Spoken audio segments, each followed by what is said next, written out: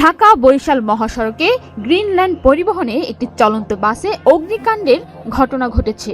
বাসটিতে তখন 20 জন যাত্রী ছিল, তবে এই ঘটনায় তারা কেউ হতাহত হননি।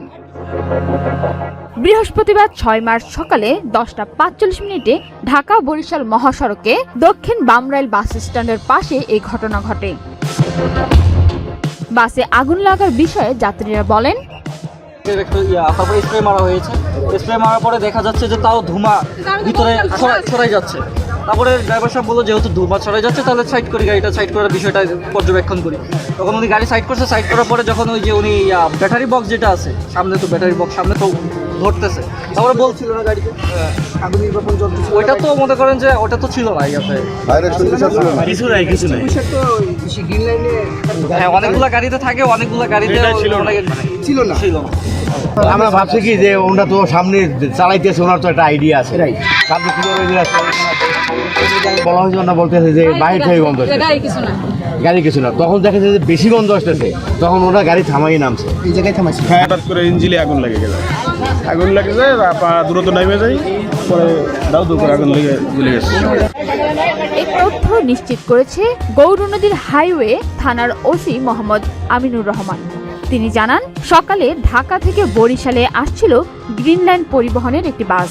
ঢাকা বরিশাল মহাসড়কের দক্ষিণ বামরাইল এলাকায় আসলে যান্ত্রিক ত্রুটির কারণে বাসের ইঞ্জিনে আগুন ধরে যায়। এই সময় বাসে চালক, সহকারী ও সুপারভাইজার সহ 20 জন আরোহী ছিলেন। আগুন ছড়িয়ে পড়ার আগেই তারা গাড়ি থেকে নেমে পড়েন। তাৎক্ষণিকভাবে আগুনের কারণ এখন পর্যন্ত জানা যায়নি, তবে এতে কোনো হতাহতের ঘটনা ঘটেনি। তিনি বলেন, খবর পেয়ে ফায়ার সার্ভিসের 2টি ইউনিট প্রায় 1 ঘন্টা চেষ্টা চালিয়ে বেলা 11টা 40 মিনিটে আগুন নিয়ন্ত্রণ করেন, কিন্তু বাসটির ইঞ্জিন, পেছনের চাকা এবং সবগুলো সিট পুড়ে গেছে।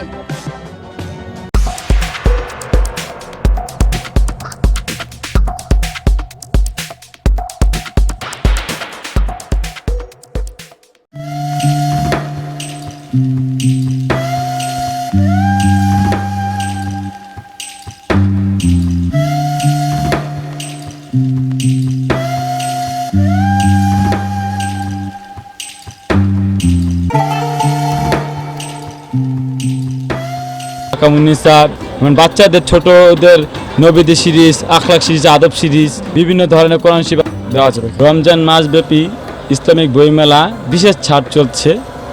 আপনারা আসলে আপনাদের জন্য স্পেশাল আরও বেশি ছাড় আছে। আর স্ক্রিনে আমাদের নাম্বারে অর্ডার করতে কল করুন।